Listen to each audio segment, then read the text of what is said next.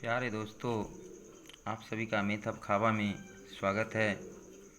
मैं रामानंद यादव आप लोगों के एक थ्योरम लेके आया हूँ, जो है त्रिभुज की समान भुजाओं के सम्मुख कौन समान होते हैं। जैसे आप लोगों ने पढ़ा है समद्विबाहु त्रिभुज। समद्विबाहु त्रिभुज में दो भुजा बराबर होते हैं और बराबर भुजाओं के सम्मुख कौन समान होते हैं।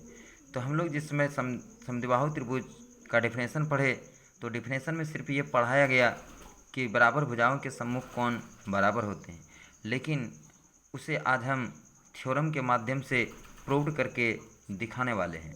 ये क्लास 9 से लिया गया है, तो चलिए हम प्रूव करते हैं।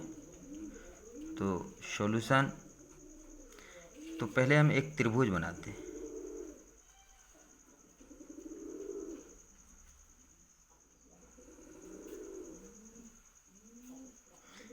इसका नाम देते हैं ABC। इसमें दो भुजा बराबर है, AB और AC को हम मान लेते हैं ये बराबर। अब इधर हम लिखते हैं, माना कि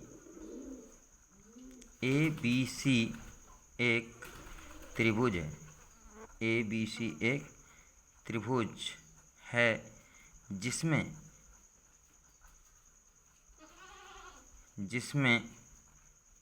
AB बराबर AC, जिसमें AB बराबर क्या है, AC है। तो साबित करना है कि इतना बात ही स्टेटमेंट में लिखा हुआ है। तो साबित करना है कि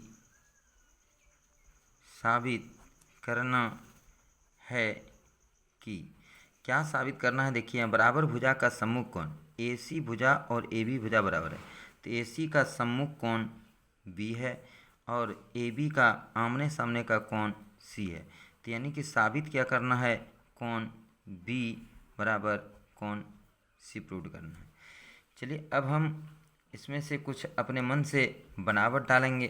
तो बनावट हम क्या डालेंगे, तो देखिए, कोण BAC का समद्विभाजक, कोण BAC का समद्विभाजक, यानी इसे दो बराबर भागों में, कोण BAC को दो बराबर भाग में बांट देना है। कोण BAC का समद्विभाजक AD खींचा। चलिए अब देखते हैं। तो यहाँ से हम एक समद्विभाजक रेखा यानी कोण BAC को दो बराबर भागों में खींचेंगे और ये BC को कहाँ काट रहा है, D बिंदु पर। ठीक है, तो कोण BAC का समद्विभाजक AD खींचा। अब आप देख पा रहे हैं ये दो त्रिभुजों में बट गया, एक त्रिभुज इधर बन गया, एक त्रिभुज इधर बन गया।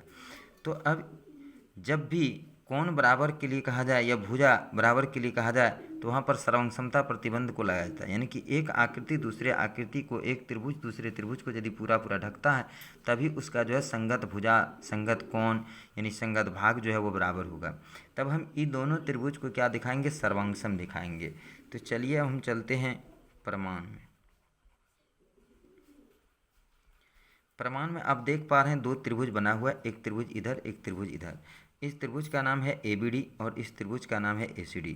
तो चलिए, त्रिभुज ABD तथा त्रिभुज ACD में अब दोनों त्रिभुज को सर्वांगसम दिखाने के लिए क्या क्या चीज़ इसमें बराबर है वो हमें देखना है।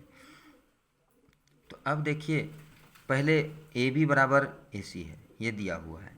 AB बराबर AC, ये हमने कहाँ से लिया, तो दिया है। ये हमने कहाँ से लिया, तो दिया है। अब दूसरा चीज़ देखिए, क्या चीज़ है बराबर, AD बराबर AD, उभयनिष्ठ भुजा है। इस त्रिभुज का भी भुजा AD है। देखिए, हाथ घुमा के दिखा रहे हैं। जैसे हम ABD त्रिभुज का नाम लिए, देखिए हाथ घुमा रहे हैं, ABD AD पर जा रहा है। फिर इस त्रिभुज पर हाथ घुमाते हैं तो AD पर जा रहा है, तो AD बराबर AD हो जाएगा। AD बराबर AD, ये क्यों बराबर है, तो साइड में लिखते भी जाना है। ये क्यों बराबर है, तो उभयनिष्ठ है। ये क्यों बराबर है, उभयनिष्ठ भुजा है।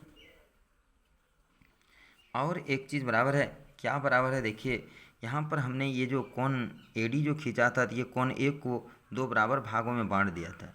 तो यानी कि ये कोण और ये कोण बराबर है।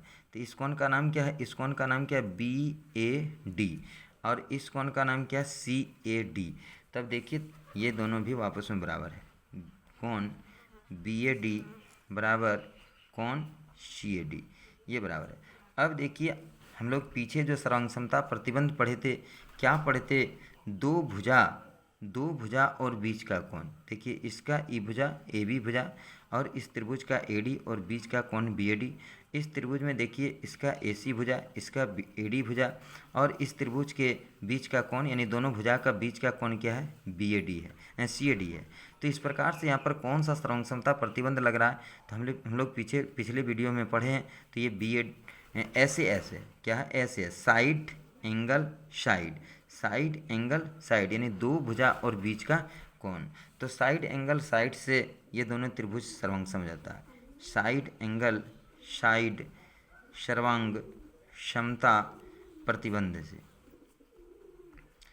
सर्वांग समता प्रतिबंध से क्या होता है, दोनों त्रिभुज सर्वांग सम। त्रिभुज ABC सर्वांग सम त्रिभुज, ओहो गलत लिखा गया, त्रिभुज ABC नहीं होगा, ABD होगा। त्रिभुज ABD सर्वांग सम त्रिभुज ACD। अब जरा देखिए कि जब ये दोनों त्रिभुज सर्वांग सम हो जाता है तो हम लोग क्या पढ़े हैं कि कोई भी आकृति सर्वांग सम तब होता है जब वो पूरा ढकता है। तो इस त्रिभुज को इस त्रिभुज पर चढ़ा देना, लदा देना है। तो देखिए संगत भुजा को संगत भुजा पर रखिए, AC भुजा को AB पर रखेंगे और फिर AD भुजा को AD भुजा पर ही रखेंगे। यानी इस AD लाइन पर यदि इसको मोड़ दिया जाए इधर, तो ये C कोण जो है B कोण को पूरी ढक लेगा, C कोण जो है B कोण को पूरा ढक लेगा। और ये दोनों जब पूरा ढक लेगा तो ये दोनों कोण वापस में क्या हो जाएगा, बराबर हो जाएगा। तो हम लोग ऐसे तो नहीं लिखेंगे, हम लोग नियम से लिखेंगे। क्या लिखेंगे, हम जानते हैं कि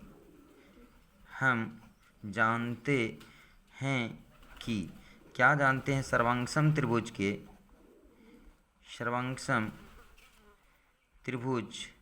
के संगत भाग।